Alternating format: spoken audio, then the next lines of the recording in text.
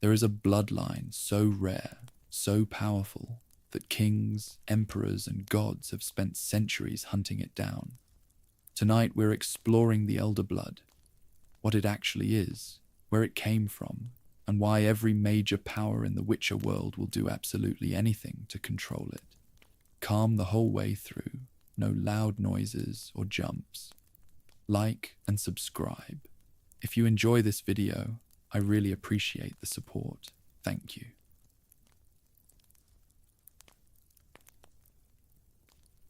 Long before the conjunction of the spheres turned the continent into a chaotic melting pot of humans, monsters, and magic, the Aen Elle elves were a race that existed on a scale we can barely comprehend today. They weren't just forest dwellers or survivors. They were a spacefaring civilization inhabiting the world of Tir Nalia. Their greatest achievement was the Ard Gaith, known in common parlance as the Gate of the Worlds. This wasn't a simple teleportation spell or a singular doorway in a tower. It was a cosmic infrastructure that allowed the elves to migrate en masse across the multiverse.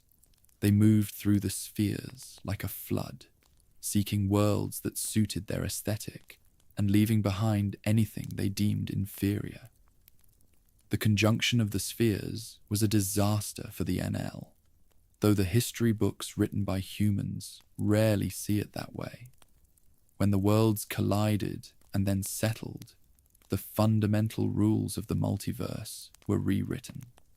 The Gate of the Worlds didn't just malfunction, it slammed shut. The Aen Elle found themselves trapped in Tir Nalia, severed from the vast network of spheres they had once claimed.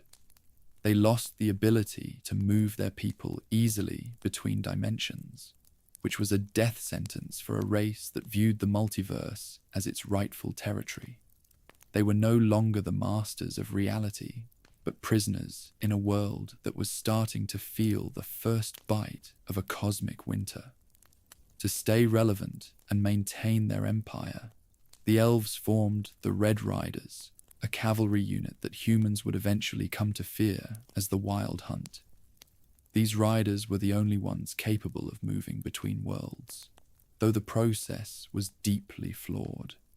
They couldn't move their physical bodies with ease. Instead, they had to project spectral forms that were magically taxing and limited in their influence. The Wild Hunt became a group of interdimensional raiders, stealing slaves from other worlds and searching for a way to restore the Ard Gaith. They weren't riding for glory or conquest in the traditional sense. They were riding for survival, desperate to find a way back to their former glory. The ultimate problem that set the Elder Blood program in motion was the White Frost. The elven sages realized that their current world was not a permanent refuge. The frost was a multiversal apocalypse, a cold entropy that was slowly consuming reality itself. Without the Gate of the Worlds, the Aen Elle were trapped in the path of the storm.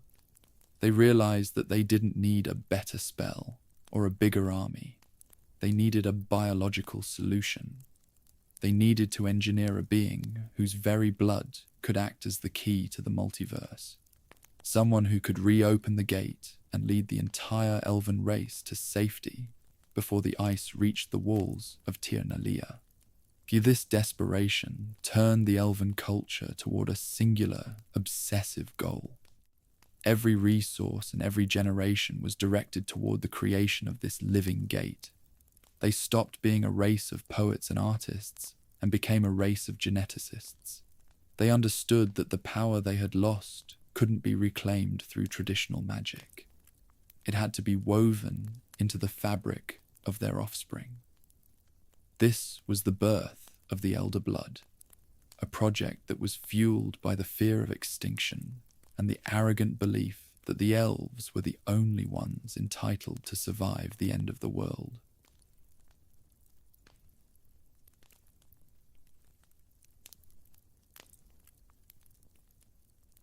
The creation of the Elder Blood, or Emhyr in the Elder Speech, was not a mystical gift from the gods or a spontaneous evolution of elven magic.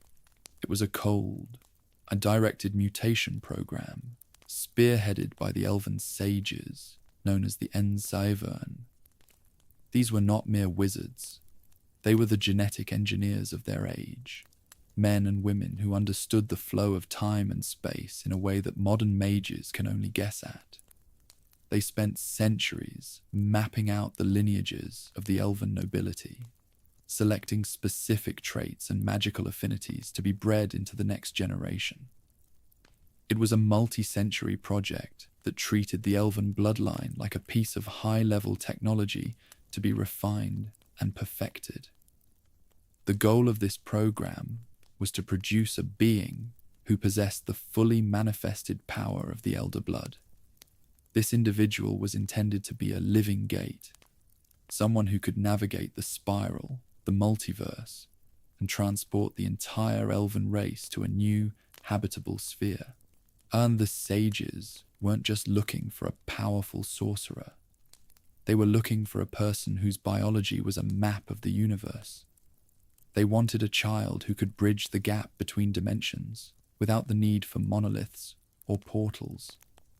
Emhyr was meant to be the ultimate weapon against the White Frost, a biological life raft designed to carry the elves away from the end of time. This program was clinical and often ruthless. The sages controlled the marriages and the conceptions of the elven elite, ensuring that the necessary genetic markers were always paired together.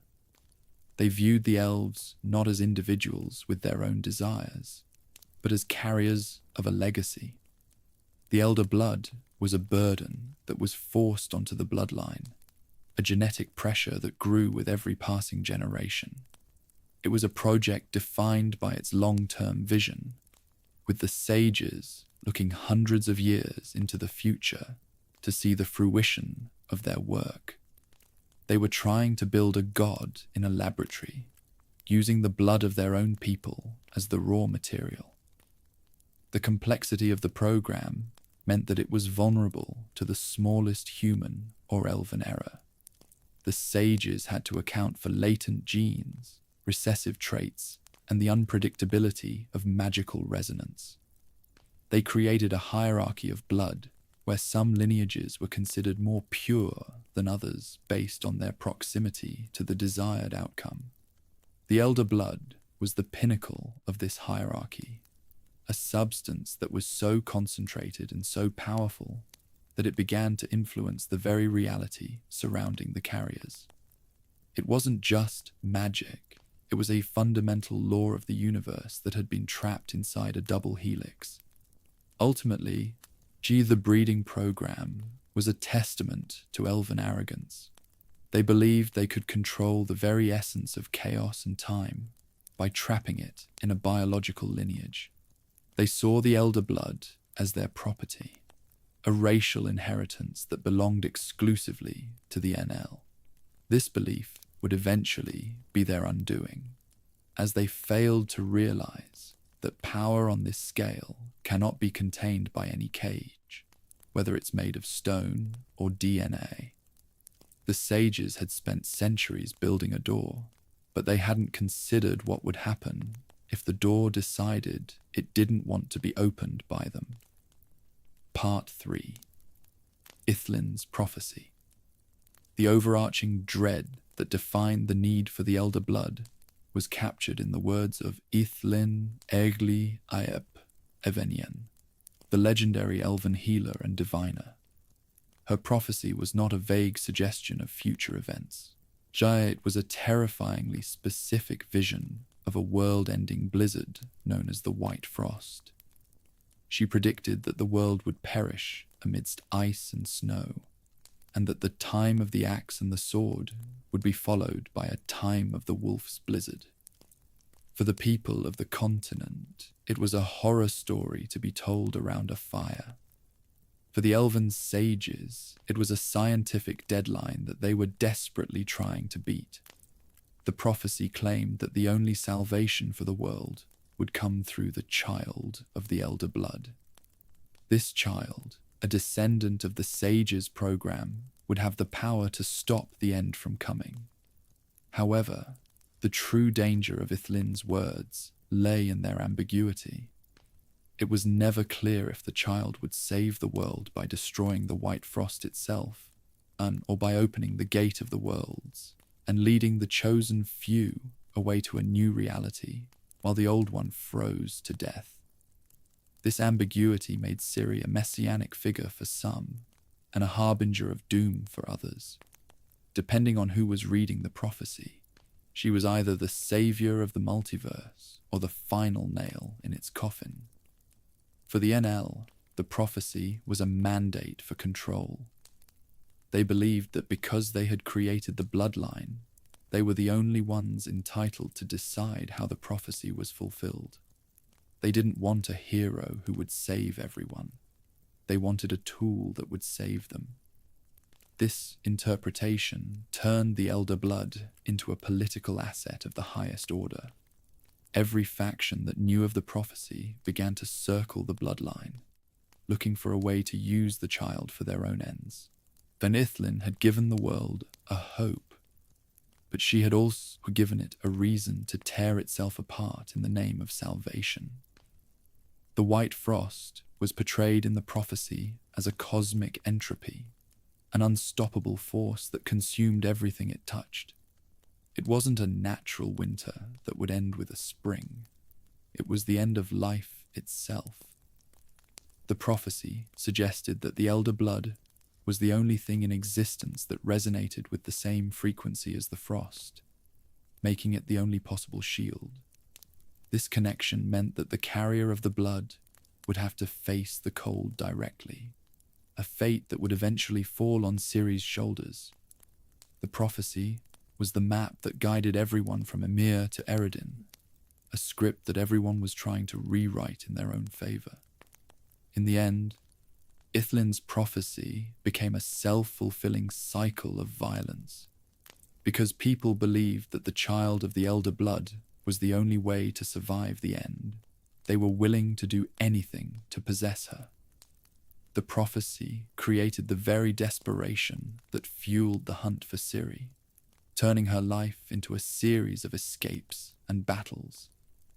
Ithlin had seen the end of the world, but her words ensured that the lead-up to that end was just as cold and ruthless as the frost itself. The prophecy was the shadow that hung over the Elder Blood, a reminder that some gifts are actually curses in disguise.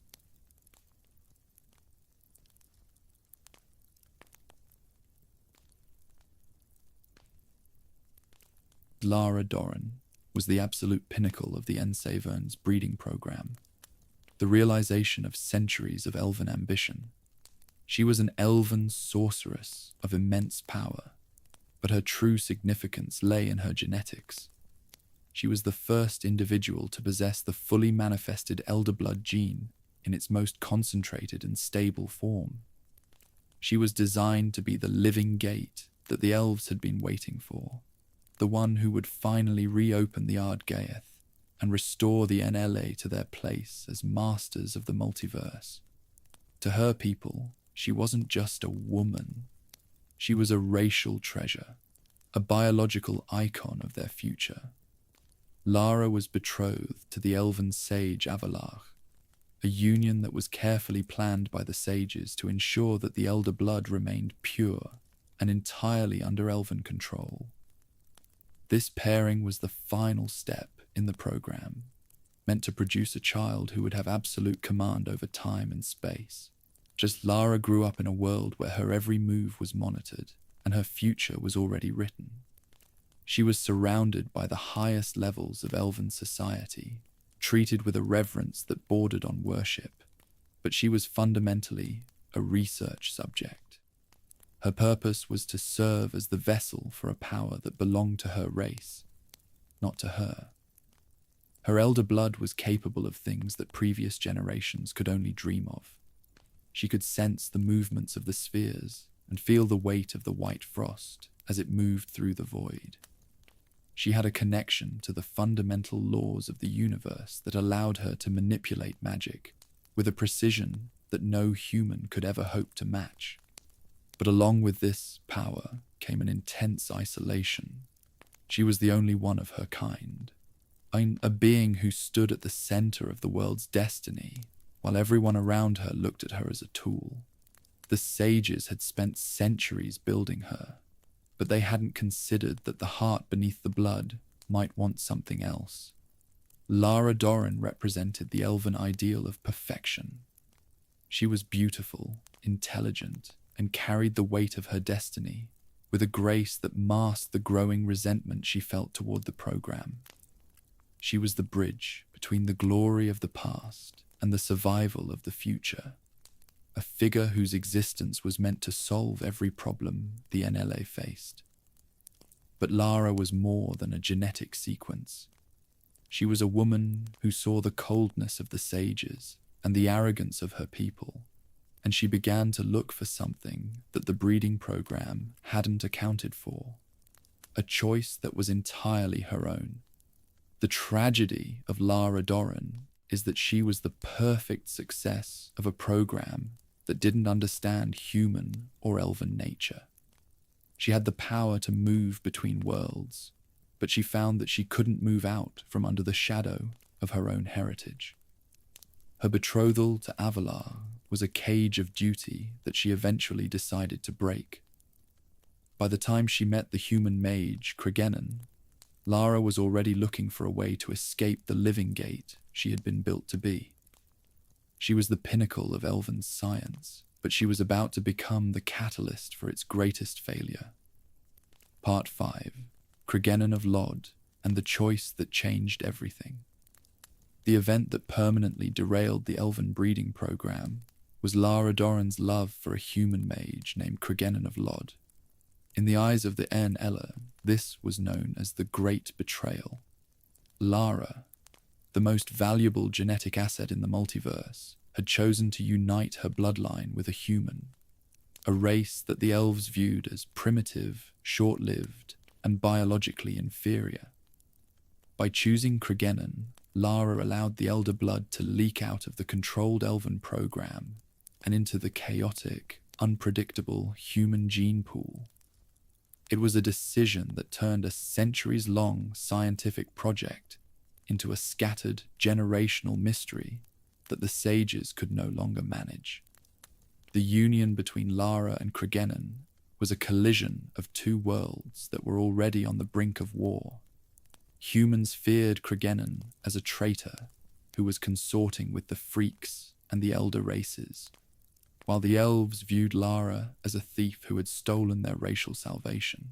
And neither side could understand a bond that wasn't based on political utility or genetic purity. Their love was a radical act of defiance against a world that demanded they stay in their respective boxes. They tried to build a life together outside the reach of the sages and the kings, but the power Lara carried was too valuable for either side to let go. The biological significance of this union was staggering. When Lara and Cregennan conceived a child, they introduced the hen Emhyr into a human lineage. Human biology, with its rapid reproduction and genetic volatility, meant that the elder blood would no longer follow the predictable patterns the sages had established. It began to mutate and splinter, hiding in the blood of unsuspecting humans and surfacing in ways that no one could control. The living gate was no longer an elven savior. It was a human anomaly. This choice ensured that the key to the multiverse would eventually land in the hands of a girl born in Sintra, rather than a princess in Tir Nalia. The persecution of the couple was absolute. They were hunted by both elven assassins and human mobs, a testament to the fact that the world is often more afraid of love than it is of magic. Cregennan was eventually murdered by humans who saw his relationship as an affront to their race, leaving Lara alone and pregnant in a world that hated her. The Great Betrayal wasn't just about the bloodline. It was about the fact that a human and an elf had found something that was more powerful than the sages' directed mutations. Their union was the end of the elven program and the beginning of the human tragedy that would eventually produce Ciri. In elven history, Cregennan of Lod is remembered as a thief and a parasite. In human history, he is often forgotten or portrayed as a victim of elven seduction. But in the context of the Elder Blood, he was the variable that the sages didn't account for. He was the human element that introduced choice into a world of design. By falling in love with Lara, he ensured that the Elder Blood would never belong to just one race. He was the man who accidentally stole the stars from the elves and hid them in the blood of Redanian royalty. A legacy that would stay hidden for centuries before resurfacing with a roar in the streets of Sintra. Part 6, The Death of Lara and the Birth of Rhiannon. The end of Lara Dorren's story is a foundational tragedy that echoes through the folklore of both humans and elves. After the assassination of Cregennan, a pregnant and exiled Lara was left with nowhere to turn. She fled into the frozen forests of Redania, pursued by a world that wanted her blood, but refused her a home. She died of exposure in the middle of a winter forest, alone, and pleading for the life of her unborn child.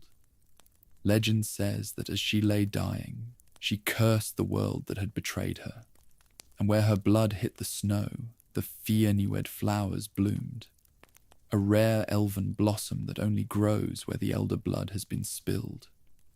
In her final moments, Lara managed to give birth to a daughter named Rhiannon. The child's survival was a miracle that ensured the Elder Blood wouldn't be extinguished in that frozen clearing. Rhiannon was the first human carrier of the concentrated elven gene, the biological heir to a legacy that had been meant for the masters of Tir Nalia. The death of Lara Dorren was the final breaking point for the Aen Elle. They had lost their pinnacle, their sorceress, and their future. They watched from afar as their greatest treasure was orphaned in a land of humans. A girl who carried the key to their survival but had no idea of her own significance. The story of Lara's death became a rally cry for elven radicals for generations to come. They saw her as a martyr for a race that had been robbed by human greed. But for the humans, the story was quickly buried or turned into a sanitized nursery rhyme. They didn't want to remember that they had murdered a woman and her husband out of fear. The survival of Rhiannon was an accident of history that wove the Henniker into the very fabric of the northern kingdoms. The Elder Blood had moved from the marble towers of the elves to the damp forests of man, a transition that was paid for with Lara's life. Rhiannon was found and eventually taken in, but she grew up without the guidance of the sages or the knowledge of her mother's power. She was a girl who carried a cosmic secret in her veins, but to the world she was just an orphan of a tragic union. The sages watched her from the shadows, unable to intervene, because the human world had grown too hostile. They saw the Elder Blood leak into the human lineage and realized that their control over the project was gone.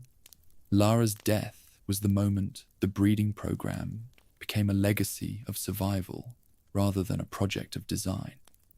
The Fianued flowers that bloom where Ciri or Lara walk are a reminder of this tragedy. They are a sign that the Elder Blood is a power rooted in sacrifice and loss. Lara Dorren died so that her daughter could live, and in doing so, she ensured that the Elder Blood would always have a human heart. She didn't fulfill the sage's prophecy by opening the gate. She fulfilled a human destiny by protecting her child. Her death was the end of the Aen Elle's dream of a controlled savior and the beginning of the chaotic, emotional journey that would lead to the child of destiny. Part 7. Rhiannon and the Royal Adoption. The survival of the Elder Blood was secured when Rhiannon was adopted by Queen Sero of Redania. This was an act of profound, historical irony.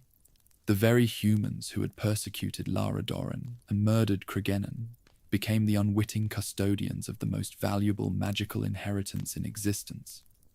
Queen Ciri took the orphan in as her own, unaware that she was bringing a biological weapon into the heart of the Redanian royal line. This adoption meant that the elder blood was no longer a secret elven project. It was now woven into the political fabric of the northern kingdoms, a hidden passenger in the lineages of kings and queens. For centuries, the gene flowed through the queens and princesses of Redania and Temeria. It became a hidden trait that appeared in certain women of the line, often manifesting as exceptional willpower, physical beauty, or a strange affinity for the natural world. But because the humans didn't understand the elven genetics of the main, latent, and activator genes, the elder blood often went dormant. It would disappear for 100 years, only to resurface in a princess who showed a terrifying level of magical potential. The humans saw these outbursts as source events or signs of a cursed bloodline, never realizing they were looking at the remnants of an elven space travel program. The royal lines of the north became a massive, unplanned continuation of the sages' breeding program. The political marriages between Redania, Temeria, and Cintra acted as a chaotic mixing pot for the elder blood genes.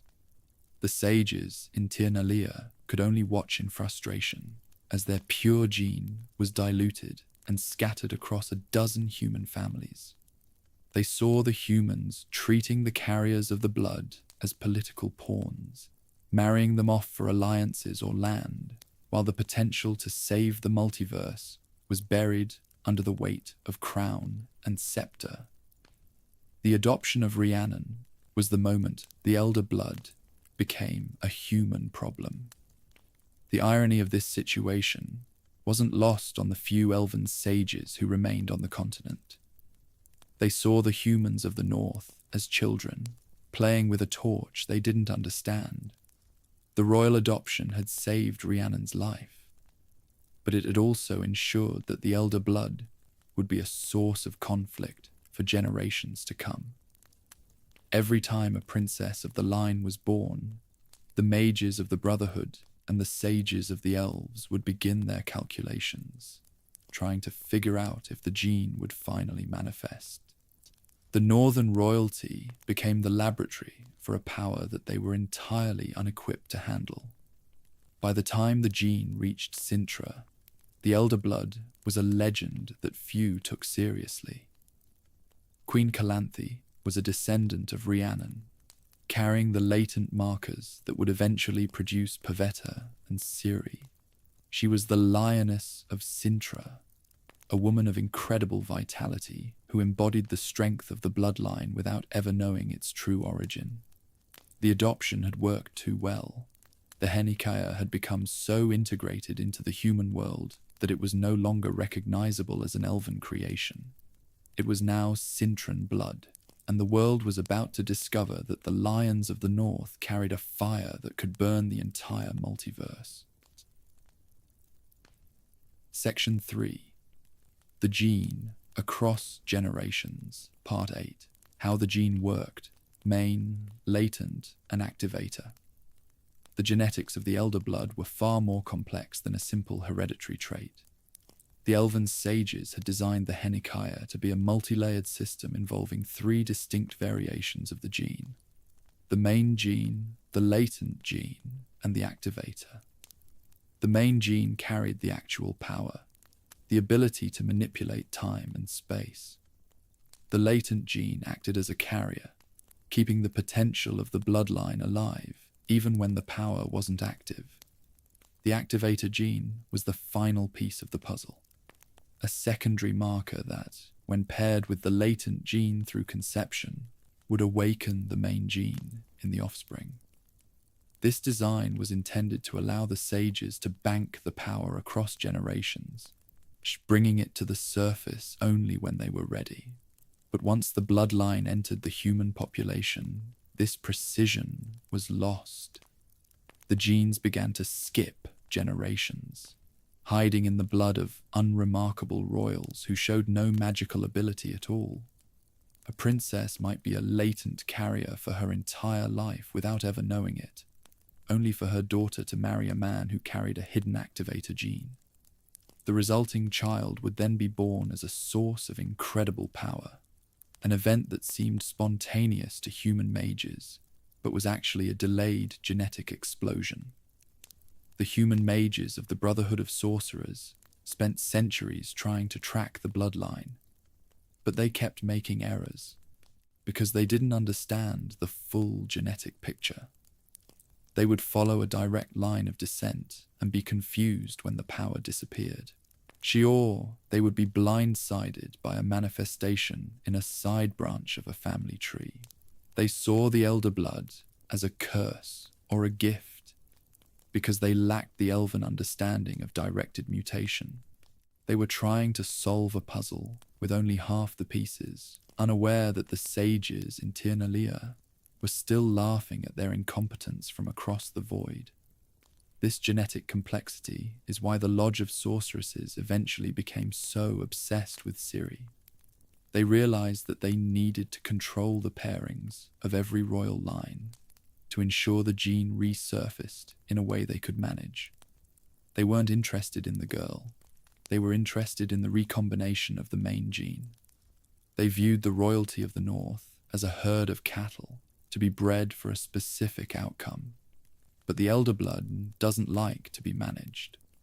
The very nature of the gene, its tie to chaos and space, meant that it would always find a way to manifest in the most unpredictable and inconvenient moments of history. The technicality of the gene meant that Ciri was a biological inevitability that humans viewed as a miracle. She was the moment when the main, latent, and activator markers finally converged in a single individual after centuries of being scattered. Her power wasn't a fluke. It was the completion of a circuit that had been broken since the death of Lara Dorren. The mages could track the families, but they couldn't track the spirit of the blood.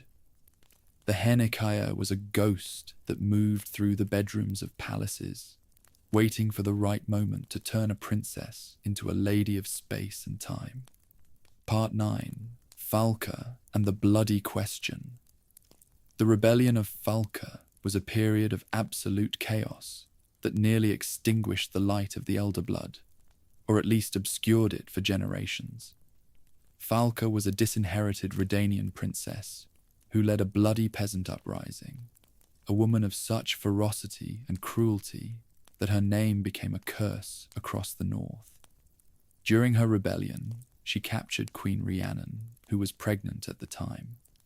Rhiannon eventually gave birth to triplets in captivity, but the situation became a nightmare of identity. Falka also had a child around the same time, and in the confusion of the rebellion's end, the children were mixed up. No one was certain which child belonged to the royal line of Rhiannon, and which was the cursed offspring of the rebel Falka. For generations, the mages of the continent debated the bloody question. Did the elder blood survive through Fiona, Adela, or Amavet? The survival of the bloodline depended on whether the gene had passed through the right child. If the elder blood had landed in Falka's line, it would have been tainted by her reputation and likely extinguished in the purges that followed the rebellion. If it stayed with Rhiannon's true heir, it remained a legitimate royal inheritance. This wasn't just a matter of history, it was a matter of multiversal survival. The sages watched with bated breath as the mages of the north tried to untangle the knot of 3 children and a rebellion. The games and the deeper lore eventually confirmed that the gene survived through Fiona, who was the direct ancestor of the Cintran line. For this meant that the elder blood remained pure in its elven design, despite the chaotic circumstances of its preservation.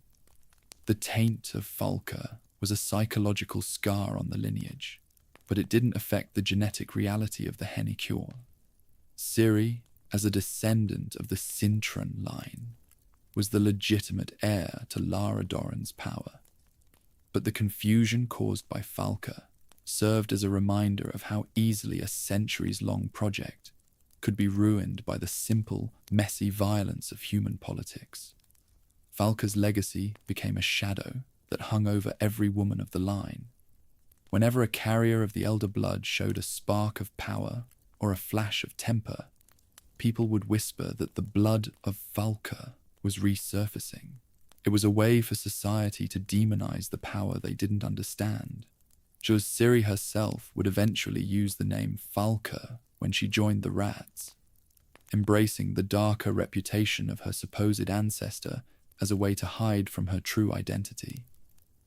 The bloody question was never fully answered for the common folk, but the biology of the world knew the truth. The crisis of the triplets showed the vulnerability of the sages' plan. They had built a weapon that could reopen the gate of the worlds, but they had placed it in a world of human rebellions, baby swaps, and civil wars. The elder blood had survived Falka, but only by the narrowest of margins. It was a lesson in the unpredictability of the human element. The bloodline was no longer an elven secret. It was a survivor of a massacre, a piece of ancient technology that had been pulled from the wreckage of a burning palace and handed to a child who didn't know its name. Part 10. Calanthe. The elder blood resurfaces. Queen Calanthe of Cintra was the moment the elder blood officially resurfaced in the northern kingdoms, with a force that couldn't be ignored. She didn't possess the manifested magical power of the main gene. She couldn't teleport or cast spells in the traditional sense, but she was a latent carrier of incredible significance. She possessed a physical vitality, a terrifying willpower, and a tactical brilliance that made her the Lioness of Cintra. She was the living blueprint for the power that was coming. A woman whose blood contained the concentrated markers that the sages had been tracking for centuries. She was the bridge between the dormant generations and the final manifestation. Calanthe lived and died without ever fully understanding her place in the multiverse. To her, she was a ruler of a maritime kingdom, a defender of her people, and a woman who had fought for every inch of her territory. She viewed her lineage through the lens of Cintran politics and the strength of the Cintran line. She knew her family was special, and she knew that Pavetta carried a curse of magic, but she didn't know that she was the custodian of an elven apocalypse. She was a woman of steel who believed that a sword and a crown were the only things that mattered, unaware that her very cells were the focal point of an interdimensional war. The mages of the Lodge and the mages of Nilfgaard knew exactly who Calanthe was. They watched her with a mixture of awe and greed, realizing that the elder blood was reaching its penultimate stage. They saw in the lioness a biological strength that hadn't been seen since the time of Rhiannon. Calanthe was the evidence that the recombination was working, that the genes were finally aligning after centuries of being scattered. She was a force of nature who defied the mage's attempts to control her, a woman whose iron will was a manifestation of the Emhyr's resilience. Calanthe's death during the fall of Cintra was a moment of profound cosmic shift. When she threw herself from the palace windows to escape capture by Nilfgaard, she was ending the latent phase of the elder blood. She had protected Ciri until the very end, ensuring that the lion cub escaped the fire. Calanthe was the last of the old world, the last carrier who could live a human life without being consumed by the multiversal power of the blood. Her role was to provide the vessel for the miracle, a role she performed with a ferocity that the sages in Tir Nalia could only admire. What Calanthe left behind was more than just a kingdom in ruins. she left behind the girl of the ashes. The elder blood in Calanthe had been a source of strength and vitality, but in Ciri it would become a source of space and time. The lioness had been the guardian of the key, a woman who held the torch until the fire was ready to burn on its own. Her story is a reminder that the elder blood isn't just about magic. It's about a character that can survive a world of monsters. Calanthe was the proof that even without the main gene, the blood of Lara Dorren produced the most formidable individuals on the continent. Part 11. Pavetta, the power before Ciri. If Queen Calanthe was the dormant embers of the elder blood, her daughter Pavetta was the sudden, roaring flame that proved the elven sage's work had finally reached its penultimate stage. Growing up in the Cintran court, Pavetta was often seen as a fragile and quiet girl, a stark contrast to her mother's iron-fisted rule. However, she was a source of a magnitude that hadn't been seen for centuries. Her biology wasn't just carrying a dormant code. It had begun to pulse with the main gene in an active, though entirely unstable state. She didn't have the training of a sorceress or the discipline of a scholar, meaning her magic was tied directly to her emotional state, a hair trigger of cosmic energy that was waiting for a catalyst to release it. That catalyst arrived during the famous feast in Cintra, where the secret of her union with Dunny, the Urkion of Erlenwald, was finally dragged into the light. When Calanthe attempted to block the law of surprise and ordered Dunny's death, Pavetta's emotional distress reached a breaking point. The result was a telekinetic eruption of elder blood magic so powerful that it nearly leveled the palace. She wasn't casting spells. She was screaming with the force of the universe behind her. This event wasn't just a political scandal. It was a beacon that echoed across the spheres, signaling to the Wild Hunt and the Lodge of Sorceresses that the genetic circuit had been completed. The Living Gate was no longer a theoretical project. It was manifest in a Cintran princess. The raw nature of Pavetta's power was a terrifying glimpse into what Ciri would eventually become. During the outburst, Pavetta created a vortex of energy that suspended the laws of gravity and threatened to tear the very stone of Cintra apart. She spoke in a voice that wasn't her own, a resonant, ancient sound that carried the weight of the Henneker.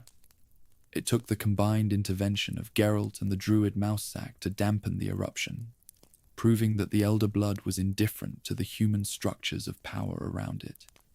Pavetta was a conduit for a force that was far too large for her human vessel, a reality that would eventually lead to her tragic and mysterious disappearance at sea. To the elven sages watching from Tir Nalia, Pavetta's eruption was the confirmation they had been waiting for since the death of Lara Dorren. They saw that the human impurity hadn't destroyed the gene. It had simply incubated it.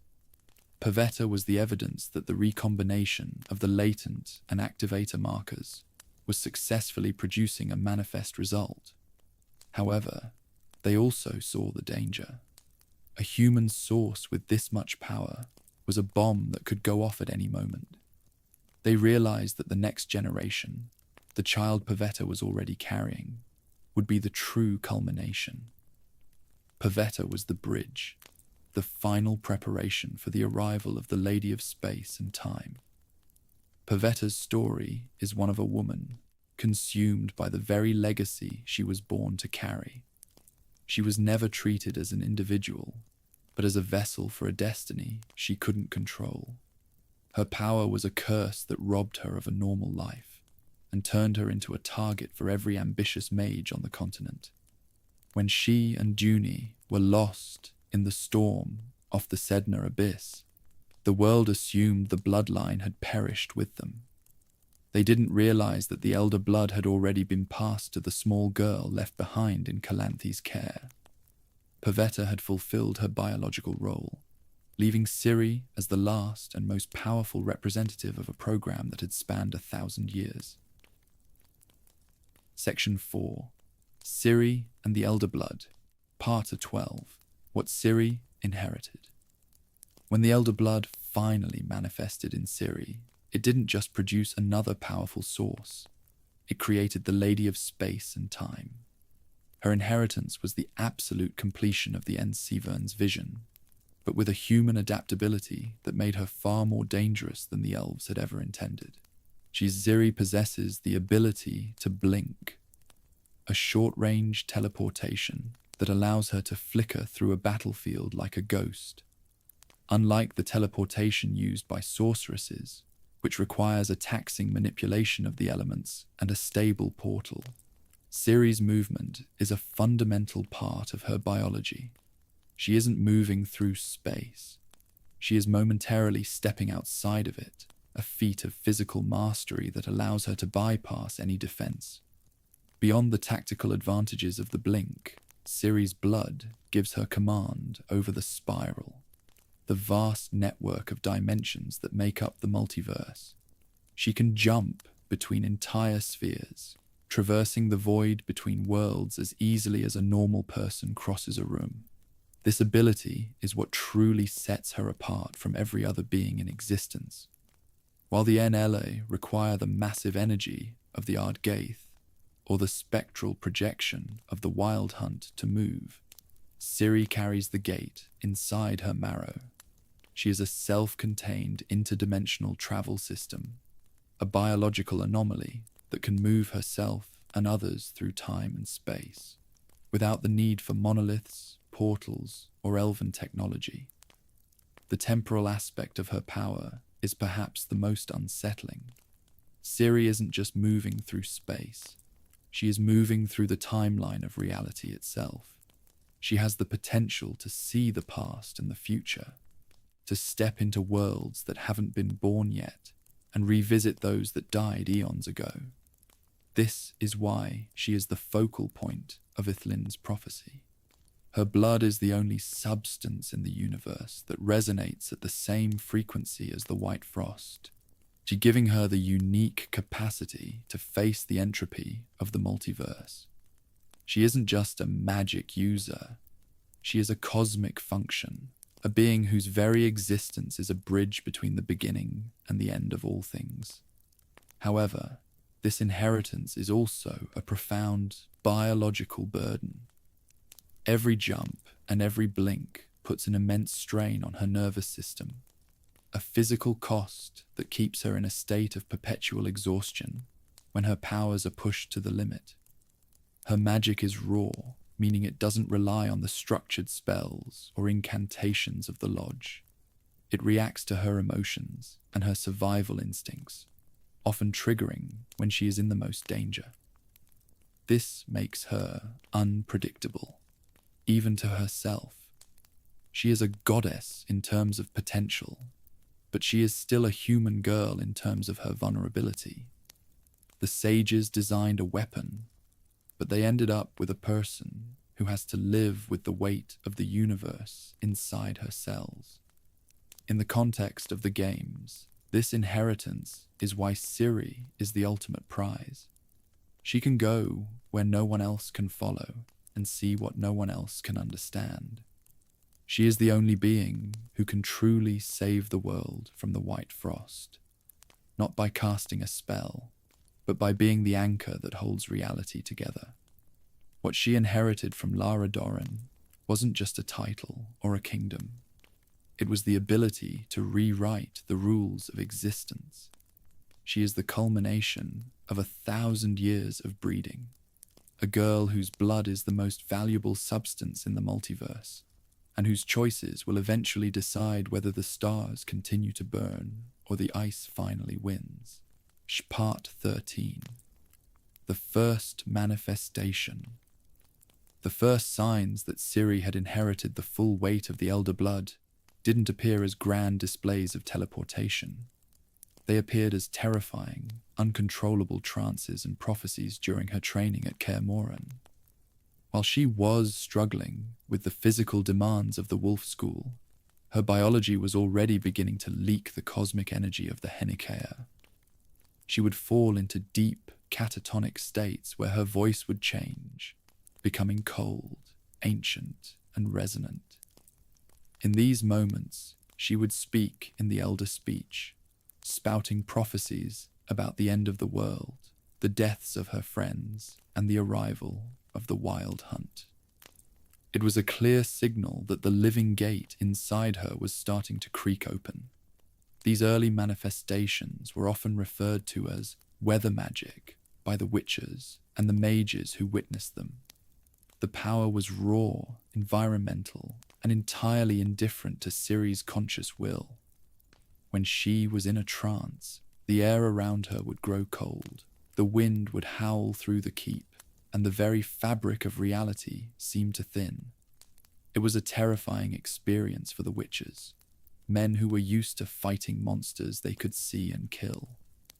They realized that they were housing a girl whose very blood was a conduit for a force that could level the mountains if it wasn't contained. Ciri wasn't just a student. She was a storm in a human vessel. The trances were a direct link to the Severn's genetic design. Ciri was tapping into the collective memory of the bloodline, channeling the visions of Ithlin and the trauma of Lara Dorren. She would predict events with a chilling accuracy, describing the white frost as a sentient hunger that was coming for the continent. For a girl who just wanted to be a witcher and belong to a family, these outbursts were a source of profound fear and isolation. She didn't understand why her body was betraying her, or why she was seeing the end of all things when she closed her eyes. The first manifestation was the moment Ciri's life stopped being her own and started being a part of a much larger and much more dangerous story. What made these early events so significant was their lack of structure. Ciri didn't have the filters that mages use to draw and drain power. She was an open tap for the source, a natural conduit that was being flooded by the energy of the multiverse. Vesemir and the other witches could teach her how to hold a sword, but they were entirely unequipped to help her manage the Elder Blood. This is why Geralt eventually realized he had to call in Triss Merigold and later Yennefer. The first manifestation proved that Kaer Morhen, with all its stone walls and secrets, was no longer enough to keep Ciri safe. Her power was a beacon that could be heard across the spheres, and the predators were already starting to listen. Ultimately, the early trances at Kaer Morhen were the birth pangs of the Lady of Space and Time. They showed that the Elder Blood was active and that it was tied to the destiny of the world. Ciri's journey from that point on was a struggle to gain control over the weather inside her. She had to learn how to turn the trances into actions and the prophecies into choices. But those first moments of screaming in the Elder Speech remained a permanent scar on her memory, a reminder that she was born with a power that didn't care about her happiness, her safety, or her will. She was the child of the Elder Blood, and the universe was finally calling in its debt. Part 14. Yennefer's attempts to train it.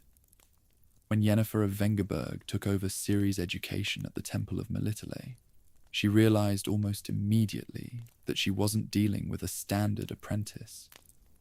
Yennefer understood that Ciri was a source of unimaginable scale, but the technicalities of the Elder Blood presented a unique challenge that went beyond traditional magical theory. Usually, Gia's sorceress is taught to tap and drain power from the natural elements: water, earth, air, and fire. They act as a medium for the world's energy. But Ciri didn't need to tap into the world around her. She carried an internal genetic battery that was already overflowing with power. Yennefer's structured training was essentially an attempt to build a dam around an entire ocean using nothing but stones. Yennefer's approach was focused on discipline and focus. She knew that if Ciri couldn't control her emotional state, the elder blood would eventually consume her or destroy everyone she loved. They spent long hours in meditation, with Yennefer teaching Ciri how to build mental walls and how to channel the raw energy of her blood into specific, manageable forms. It was a period of intense mental and spiritual pressure, with Yennefer acting as both a demanding teacher and a spiritual mother. She wasn't just teaching Ciri how to cast spells. She was teaching her how to remain human while carrying the power of a god. The goal was to give Ciri a steering wheel for a vehicle that was already moving at the speed of light. However, Yennefer also encountered the limits of what conventional training could achieve. The Elder Blood didn't follow the rules of the Brotherhood or the Lodge. It operated on a different frequency, one that was tied to the spiral and the movement of the spheres. Whenever Ciri attempted a simple spell, the power would often surge and manifest as a jump or a blink that bypassed the intended result. Yennefer realized that she couldn't tame the Elder Blood. She could only hope to guide it.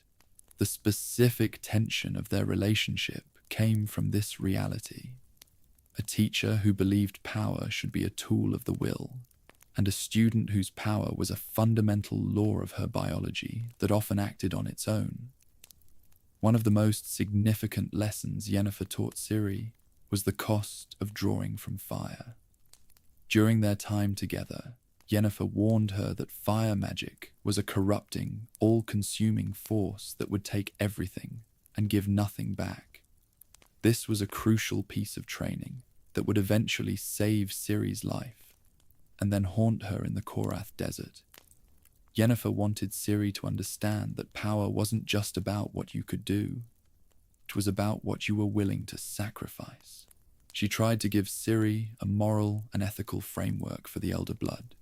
A way to ensure that the girl didn't become a monster like the sages or the rogue mages who were already hunting her. In the end, Yennefer's training was a partial success. She gave Ciri the mental tools to stay focused and the confidence to trust her own instincts. But she couldn't stop the jumps that would eventually take Ciri away from her. The Elder Blood was too big for any human academy or any elven temple. Yennefer had built a dam, but the ocean was destined to break it. The training at the temple was the last time Ciri would ever have a structured environment for her magic. From that point on, her education would be provided by the road, the desert, and the multiverse. Yennefer had given her the foundation, but the Elder Blood would be the one to build the house. Part 15. World Walking. What she could actually do. The true extent of Ciri's power as the Lady of Space and Time is demonstrated through her ability to world walk, a feat that goes far beyond anything the mages of the continent can comprehend. As we see in The Witcher 3, Ciri isn't just teleporting across the world. She is stepping through the veil of reality and visiting other spheres. During her years as a fugitive from the Wild Hunt, she visited worlds that operate on entirely different rules of physics and technology. She described to Geralt a world of glass houses and flying wagons, where people had metal in their heads, a clear reference to the cyberpunk 2077 universe. This demonstrates that Ciri's magic is a multiversal bridge, allowing her to exit the post-conjunction world entirely. However, this ability comes with a lethal side effect, the magical residue, or echo, that she leaves behind. Every time Ciri jumps through the spiral, she creates a ripple in the fabric of reality that acts as a beacon for the Enmol. The Red Riders of the Wild Hunt possess the technology and the sensitivity to track these residues across dimensions. This is why Ciri can never stay in one world for long. She is a multiversal traveler who can never truly stop, because her very essence is a signal to the predators who want to harvest her. Her power has turned her into a ghost that moves between the stars, a woman who has seen the beginning and end of civilizations, but can't find a place to call home. The sheer scale of what she can do is what makes her so dangerous to the status quo. She can move herself and others through time. She's visiting different eras of the continent's history. She can bypass any barrier, whether it's a castle wall or the void of space. She is the only being in existence who can navigate the spiral without a fixed destination, a skill that the elven sages had intended to use to save their race. But in Ciri's hands, this power is a survival tool. She doesn't use it for conquest. She uses it to stay alive. The tragedy of her world walking is that for all the infinite possibilities it offers, it has only ever been a way for her to escape a cage. In combat, this world walking manifests as the blink, which is effectively a series of micro jumps through space. Ciri isn't just moving fast. She is momentarily flickering into a different dimension and then reappearing behind her opponent. It's a combat style that is impossible to predict or parry because the attacker isn't physically present in the world for the duration of the move. This is the ultimate evolution of the Witcher's dance, a style that blends the swordplay of the wolf with the cosmic mastery of the elder blood. It makes Ciri the most lethal individual on the continent, a woman who can dismantle an entire squad of Nilfgaardian soldiers before they even realize she's there. The ability to walk between worlds is the true fulfillment of the Henikaor program. Ciri is the living gate that the sages spent centuries trying to engineer.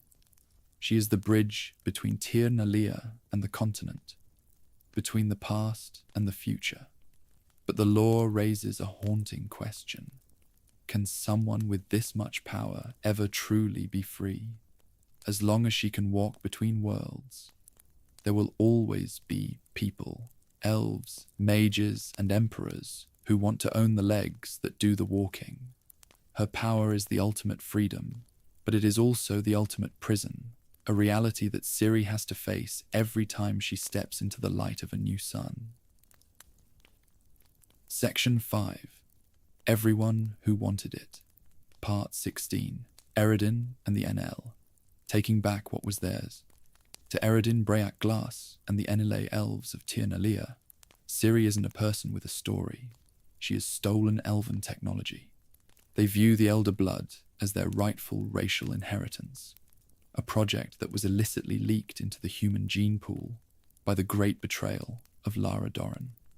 Eredin's pursuit of Ciri is driven by an existential necessity that goes beyond mere greed. His world is being slowly but inevitably consumed by the White Frost, and the Aen Elle have lost the ability to migrate en masse.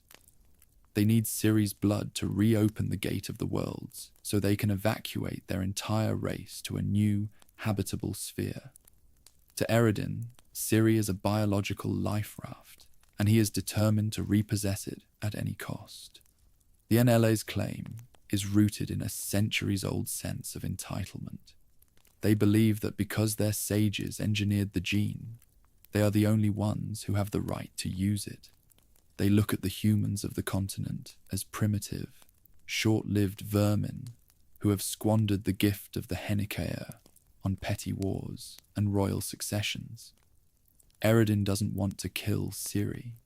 He wants to capture her and use her as a breeding tool to bring the Elder Blood back into a pure elven line. He sees his mission as an act of racial salvation, a perspective that makes his cruelty feel justified in his own mind. He is a soldier performing a recovery operation for the most valuable asset in the multiverse. This perspective creates a fundamental conflict between the Aen Elle's need and Ciri's autonomy. Eredin believes that Ciri owes her race its survival, while Ciri knows that she owes nothing to a people who see her as a research subject or a piece of equipment. The Wild Hunt is the physical manifestation of this entitlement, a spectral army that moves through the spheres to claim what they believe is theirs. Eredin's cold, clinical interest in her is perhaps the most terrifying part of his pursuit. He doesn't hate her, and he doesn't love her. He simply wants to use her. He represents the ultimate endpoint of the Sages program, a race that has become so focused on the blood that they have forgotten the person. Eredin's plan involves more than just opening a door. He wants to lead a mass migration that would effectively result in the conquest of whatever world they choose. If he captures Ciri and regains control of the gate, the Aen Elle would become the masters of the multiverse once again. The elder blood in Ciri is the key to an elven empire that would span the stars, a vision that Eredin is willing to sacrifice thousands of human and elven lives to achieve. He is the shadow of the program's original intent, the man who wants to turn a prophecy of salvation into a reality of dominion. Ciri is the only thing standing between him and a new age of elven tyranny. Yet Eredin represents the most dangerous version of the rightful claim. He has the history of the sages and the survival of his people on his side, which makes him a relentless and focused opponent. He doesn't care about the politics of the North or the ambition of the Lodge. He only cares about the blood. To him, Ciri is a debt that has finally come due, and he is the collector who will follow her to the end of time to make sure she pays. His story is a warning about what happens when a culture treats its own children as technology to be managed rather than people to be loved. Part 17. Emhyr var Emreis, the Emperor's Plan. Ciri's biological father, Emhyr var Emreis, the White Flame of Nilfgaard, wanted his daughter back for reasons that were as much about cold-blooded politics as they were about cosmic prophecy. On the surface, his desire was rooted in legitimacy. By reclaiming the Princess of Cintra, he could solidify his rule over the newly conquered northern territories, using Ciri as a puppet to ensure the Cintran people accepted the Nilfgaardian son. He saw his daughter as a tool for imperial consolidation, a way to turn a military victory into a lasting dynastic peace. But beneath the surface of the Emperor's mask lay a much darker, perverted interpretation of Ithlin's prophecy. For years, Emhyr believed in a version of the prophecy that suggested his own son, born from a union with the carrier of the elder blood, would rule the entire world and save humanity from the frost. This belief drove him to some of the most horrific actions in the Witcher saga, including the pursuit of his own daughter for the purpose of incestuous conception. While he eventually abandoned this darker part of the plan, as seen in the later books and the games, his interest in Ciri remained fundamentally political and dynastic. He never looked at her as a person. He looked at her as a biological asset that could ensure the supremacy of the Nilfgaardian Empire for 1,000 years. Emhyr represents the ultimate human ambition when faced with the Elder Blood. He didn't care about the Elven Gate or the multiversal spiral. He cared about the maps of the continent and the stability of his throne. He wanted to marry Ciri off to a prince of his choosing, or himself in the original plan, to ensure the Emhyr stayed within the var Emreis bloodline. To Emhyr, Ciri was the golden key to a future where Nilfgaard was the only power that mattered. His search for her involved the full might of the Nilfgaardian military and intelligence services, turning the pursuit into a global manhunt that spanned every kingdom in the north. The horror of Emhyr's plan was the sheer indifference to Ciri's humanity. He was a father who was willing to pick his child clean of her autonomy to feed his empire.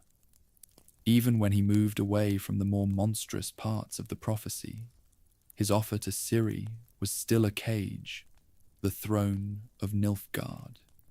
He wanted her to become the Empress, a role that would bind her to the state and turn her elder blood into a hereditary weapon for the Empire. He saw this as a gift and a duty, failing to realize that for a woman who could walk between worlds, a throne is just another chair in a burning room. Emhyr was the man who wanted to put the Lady of Space and Time into a box and call it a crown. Emhyr var Emreis is the human mirror to Eredin. Both men saw Ciri as a solution to a problem, whether it was the survival of a race or the dominance of an empire. Emhyr's interest was always focused on the material world, on the land and the titles that the elder blood could secure. He was a man of the sun and the sword, someone who believed that everything in existence had a price and a purpose. Ciri was the one thing he couldn't buy, and the one thing he couldn't control. A reality that would eventually force even the most powerful man on the continent to acknowledge that some destinies are too big for any empire to hold. Part 18. The Lodge of Sorceresses. The Lodge of Sorceresses. She's led by figures like Philippa Eilhart and Shiala de Tankerville, represented the pinnacle of institutional arrogance in the Witcher world. They had been tracking the elder blood for generations, using their influence over royal courts to manage the bloodline through a series of planned marriages and political maneuvers. To the Lodge, the Aen Elle was a hereditary weapon that they intended to reclaim for themselves. They wanted to marry Ciri off to a weak-willed prince like Tancred of Kovir, whom they could easily manipulate, effectively putting the most powerful being in existence under the thumb of a council of sorceresses. They saw Ciri as a way to ensure that mages remained the true masters of the continent's politics forever. The Lodge's plan was built on the belief that they were the only ones intelligent and disciplined enough to manage the elder blood. They looked at Ciri with a mixture of professional interest and profound condescension. To them, she was a feral source who needed to be broken and refined to fit their agenda. They didn't care about the Wild Hunt or the White Frost. They cared about the balance of power between the northern kingdoms and Nilfgaard. They saw the elder blood as a biological resource that could be used to stabilize the world according to their own vision.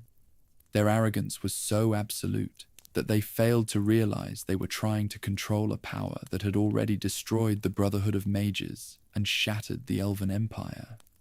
This desire for control made the Lodge one of Ciri's most persistent and insidious hunters. They didn't use spectral riders or armies. They used politics, rumors, and debt. They tried to corner Geralt and Yennefer, using their connection to Ciri to force a surrender. Philippa Eilhart, in particular, saw Ciri as the final piece in her game of global dominance. The Lodge's interest was a testament to the corrupting nature of the elder blood. It attracted those who believed that power was something to be hoarded and managed, rather than something that belonged to the person who carried it. They were the managers of destiny, and they were determined to make Ciri their greatest success. The failure of the Lodge was rooted in their inability to see Ciri as anything other than a genetic sequence. They ignored the fact that she had been trained by witchers and loved by Geralt and Yennefer. They thought that by offering her a crown and a seat at their table, they could win her loyalty. But for Ciri, the Lodge was just another group of people who wanted to take her apart to see how she worked. Their institutional arrogance was the very thing that eventually led to their downfall, as they underestimated the girl's willpower and her desire for freedom. They were the mothers of the New Order, but they were trying to birth a future that Ciri was already leaving behind.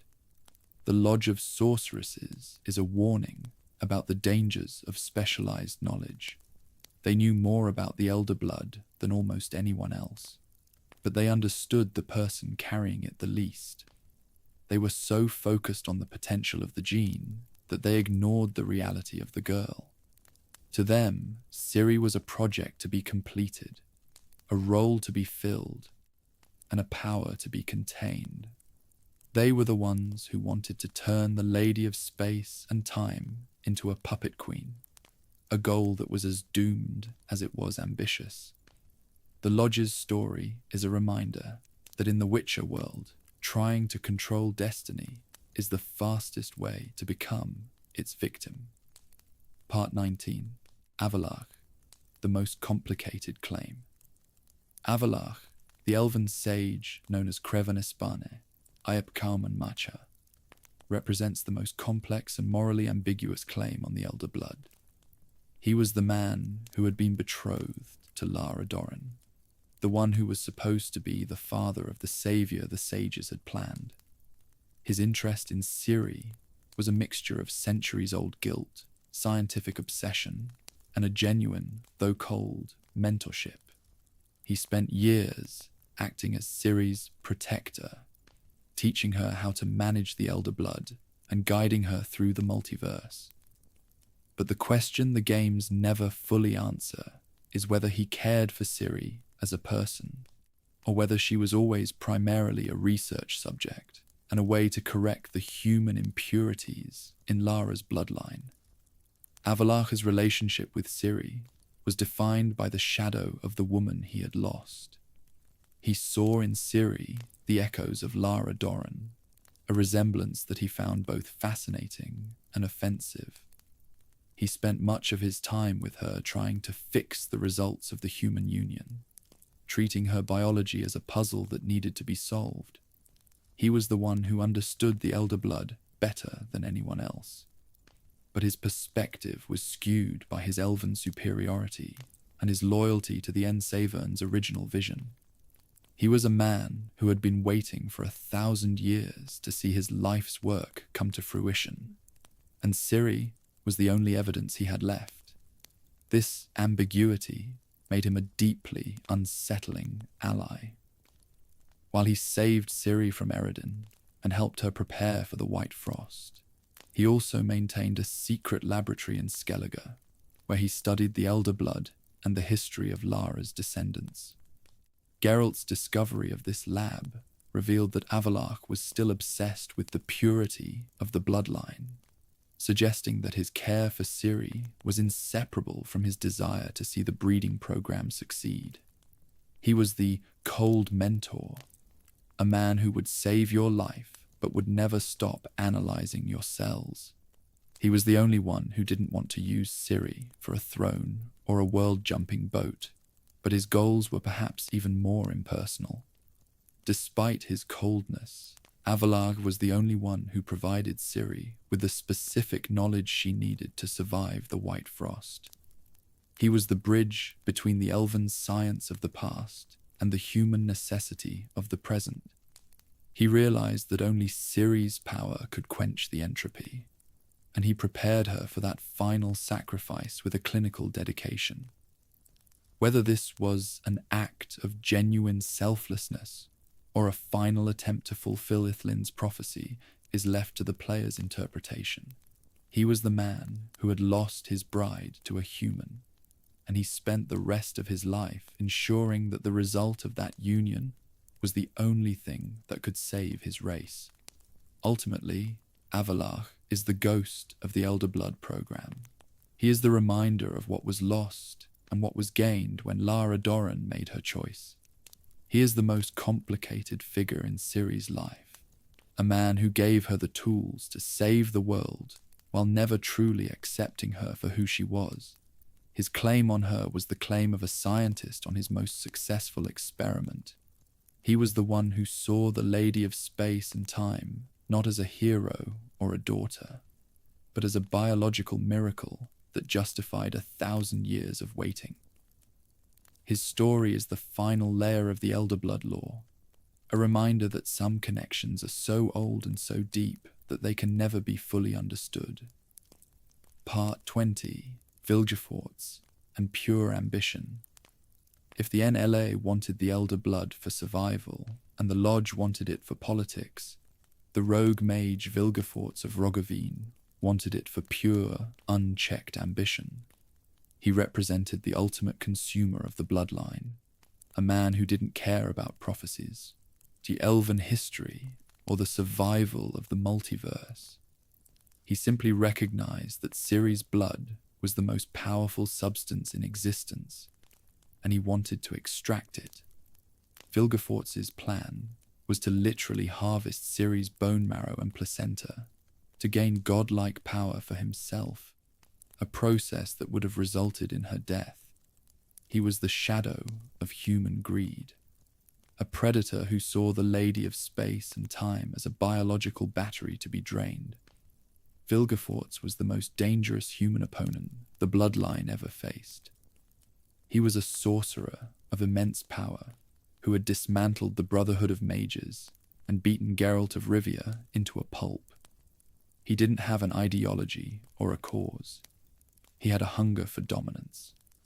He realized that the Elder Blood contained the power to rewrite reality, and he believed that he was the only one worthy of wielding it. His fortress at Castle Stygia was a slaughterhouse of experiments, a place where he tried to unlock the secrets of the Henicaya through the most horrific means possible. He was the man who looked at a miracle and saw a tool for his own vanity. His pursuit of Ciri was a campaign of absolute terror. He didn't use spectral riders or political maneuvers. He used violence and manipulation. He was the one who had orchestrated the storm that lost Pavetta and Junie, hoping to claim the child before she even knew what she was. He was a reminder that the Elder Blood didn't just attract saviors, it attracted monsters.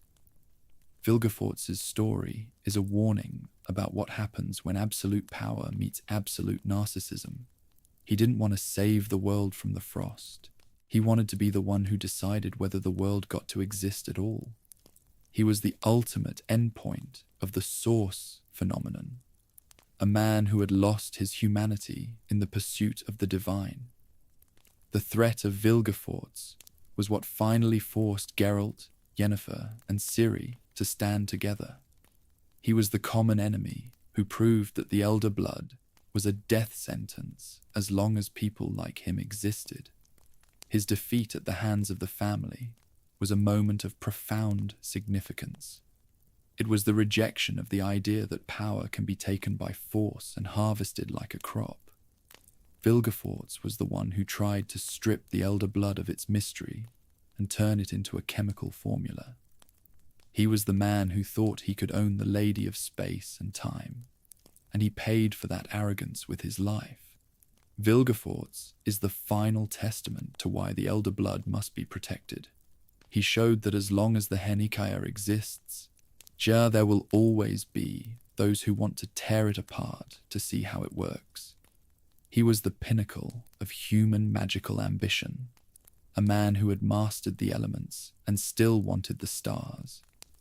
His story is the dark conclusion to the Elder Blood lore, a reminder that the greatest threat to the multiverse isn't the White Frost, but the human heart, when it stops caring about the person and starts focusing on the power. Vilgefortz was the man who wanted the blood without the soul, and in the Witcher world, that is the ultimate sin.